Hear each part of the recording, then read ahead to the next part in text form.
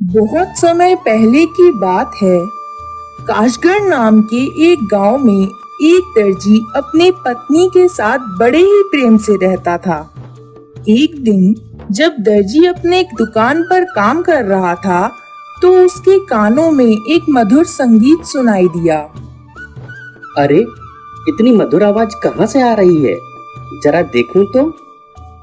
दर्जी ने दुकान के बाहर आके देखा तो एक छोटा सा आदमी बैठा तंबूरा बजा रहा था। वाह वाह, कितना मधुर संगीत है तुम्हारा। दर्जी ने थोड़ी देर संगीत सुनकर उस आदमी से पूछा, भाई, क्या नाम है तुम्हारा? इतना मधुर संगीत मैंने आज तक जीवन में कभी नहीं सुना। सच में तुम्हारी उंगलियों में तो जादू है।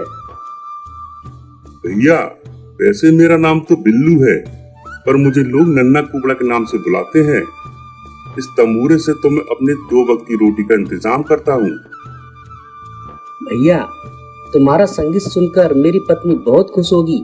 क्या तुम मेरे साथ चलकर मेरे घर यह संगीत सुना सकते हो? हाँ भाई, क्यों नहीं, चलो। दर्जी नन्ना कुबड़ा को घर ले जाता है और वह तंबूरा बजाने लगता है। अरे वाह, क्या मधुर संगीत है। सच में आज तक ऐसा संगीत नहीं सुना। क्या नाम है तुम्हारा भैया? मुझे सभी नन्ना कुबड़ा के नाम से बुलाते हैं। भैया, आज का भोजन तो आप हमारे साथ ही करो। मेरी पत्नी बहुत स्वादिष्ट मछली बनाती है। दर्जी और नन्ना कुबड़ा खाना खाने लगते हैं। बहुत स्वादिष्ट मछली पकाई है, मजा आ गया। दर्जी और नन्ना कुबड़ा खाना खा ही रहे थे कि नन्हे कुबड़े के गले में मछली का कांटा फंस गया और अचानक उसका दम घुटने लगा और वह थोड़ी देर बाद वहीं पर मर गया। अरे, क्या हुआ जी? देखो तो सही। अरे, यह नन्हा कुबड़ा तो मर गया। यह सब देख दर्जी और उसकी पत्नी डर गए। यह क्या हुआ जी? हमारा क्या होगा? और कोतवाल को पता चल गया तो हम दोनों को पकड़ कर ले जाएगा। कुछ करो जी, कुछ करो। मेरी तो डर के मारे जान निकली जा रही है। जरा रुको तो सही, कुछ सोचने तो दो। आपसे किसने कहा था कि एक अजनबी को घर ले आओ? देखो, बैठे बिठाए हमारे सिर पर मुसीबत आन पड़ी। अब हम क्या करें? तुम सच कह रही हो भाग्यवान। मुझे इस कुबड़े को घर नहीं लाना चाहिए था, लेकिन अब जो होना था सो हो गया। अब यह सोचने दो कि अब करना क्या है। दर्जी और उसकी पत्नी ने तय किया कि नन्हे कुबड़े को पड़ोस में रहने वाले हकीम के यहाँ छोड़ आते हैं। दर्जी और उसकी पत्नी दोनों मिलकर अंधेरे में नन्हे कुबड़े को हकीम के घर ले गए। तभी हकीम के घर से नौकर निकल कर आया। दर्जी ने उसे थोड़े से पैसे देकर कहा, यह पैसा हकीम को दे देना और कहना कि इस रोगी का इलाज कर दे। जब नौकर अपने मालिक को बुलाने घर के अंदर चला गया तो दोनों वहां से भाग खड़े हुए। हकीम बाहर आया तो कम रोशनी होने के कारण वह कुबड़े पर गिर पड़ा। अरे अरे, यह क्या हुआ? यह क्या भला है? अरे, यहाँ तो कोई इंसान पड़ा हुआ है। हकीम ने नन्हे कुबड़े की नब्ज टटोली तो अरे, यह तो मर गया। लगता है मेरे गिरने के कारण यह रोगी मर गया। अरे, अब मैं क्या करूं? यह मेरे से क्या अनर्थ हो गया? यह क्या? बैठे बिठाए मुसीबत ले ली तुमने। अब इस बला से जल्दी छुटकारा पाओ। कहीं किसी को कुछ मालूम पड़ गया तो हम तो जेल चले जाएंगे। हकीम और उसकी पत्नी दोनों घबराए हुए थे। उन्हें समझ नहीं आ रहा था कि क्या करें। तभी पत्नी ने कहा, सुनो जी, हम एक काम करते हैं। इस कुबड़े की लाश को तेल वाले पड़ोसी के घर छोड़ आते हैं। नहीं नहीं, यह तो गलत बात होगी। अब हम अपने पड़ोसी को परेशानी में क्यों डालें? कुछ तो शर्म करो, ऊपर वाला सब देख रहा है। पाप हमसे हुआ है, उसका इल्जाम दूसरे के सिर पर थोप दें। वह राजा जी के यहाँ काम करता है, इसलिए तो कह रही हूँ, अगर कोई बात हुई तो वह संभाल लेगा।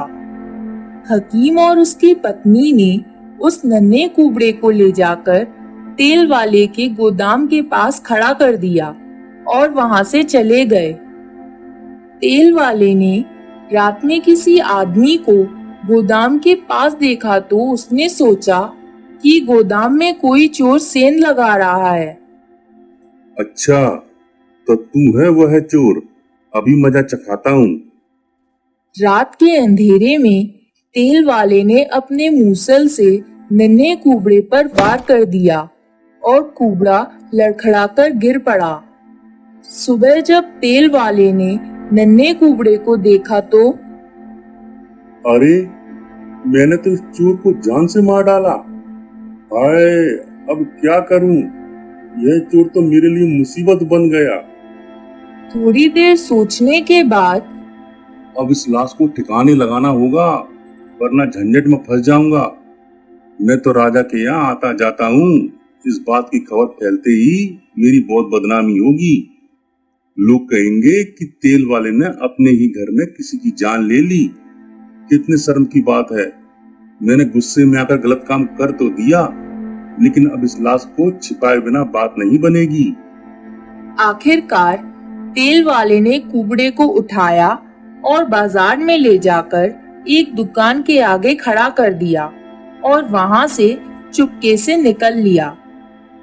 थोड़ी देर बाद शराब के नशे में चूर एक शराबी अपने घर जा रहा था। वह चलते चलते नन्हे कुबड़े से टकरा गया और दोनों जमीन पर गिर पड़े। शराबी उठा और कुबड़े को एक लात मारकर चिल्लाया, अरे तूने मेरे रास्ते में आने की हिम्मत कैसे की? शराबी को चिल्लाते देख वहां राजा का एक सैनिक आ गया। अरे, क्यों इतना चिल्ला रहा है? और ये क्या, तूने तो इसे मार डाला। यह सुनकर शराबी के होश उड़ गए और वह बोला, नहीं नहीं, मैंने तो सिर्फ एक लात मारी थी। भला एक लात से कोई कैसे मर सकता है? नहीं नहीं, मैंने तो सिर्फ एक लात मारी थी। भला एक लात से कोई कैसे मर सकता है? मैंने इसे नहीं मारा। अब इसको किसने मारा है, इसका फैसला तो राजा साहब ही करेंगे। सुबह शराबी को राजा के सामने पेश किया गया। राजा ने तय किया कि शराबी ने ही नन्हे कुबड़े की जान ली है, इसलिए उसे फांसी की सजा सुना दी।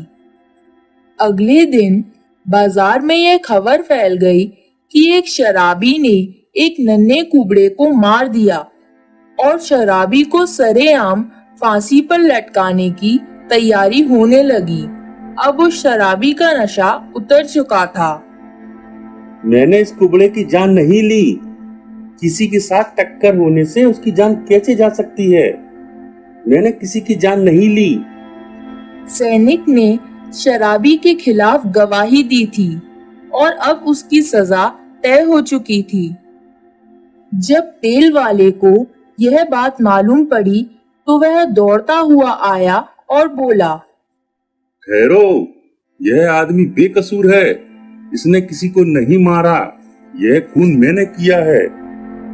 यह खून तुमने किया है मतलब?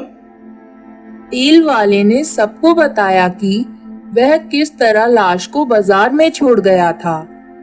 कुछ ही देर बाद यह बात हकीम को पता चलती है। अरे, उस नन्हे कुबड़े का खून तो मेरे हाथों हुआ था, फिर कोई दूसरा सजा क्यों भुगते? हकीम फांसी वाली जगह पर आ गया और उसने सबको बताया, इन दोनों बेकसूर इंसानों को फांसी ना दो। ये दोनों कसूरवार नहीं है, कसूरवार तो मैं हूँ। मैं उस नन्हे कुबड़े के ऊपर गिर गया था, इससे उसकी जान चली गई। जब हकीम को फांसी पर चढ़ाने का फैसला किया गया, तभी वहां दर्जी आ गया और वह कोतवाल से बोला, महाशय, मैं ही कुबड़े को अपने घर ले गया था। जब वह खाना खा रहा था तो उसके गले में मछली का कांटा फंस गया और वह मर गया। लेकिन हम लोग डर गए, इसीलिए उसे हकीम के यहाँ छोड़ दिया था। यह सब सुनकर कोतवाल खींचकर बोला, मेरी समझ में नहीं आ रहा है कि किसे फांसी देनी है। यह तो जीवन में पहली बार देखा है कि एक लाश है और 4 लोग उसके हत्यारे होने का दावा कर रहे हैं। चलो तुम चारों राजा के पास चलो, वही इसका फैसला करेंगे, किसको फांसी देनी है किसको नहीं। राजा ने उन चारों की कहानी सुनी और उन चारों को बेकसूर समझकर माफ कर दिया और कहा, ऐसा मामला राज्य में पहली बार आया है। इसे राज्य के इतिहास में दर्ज किया जाए।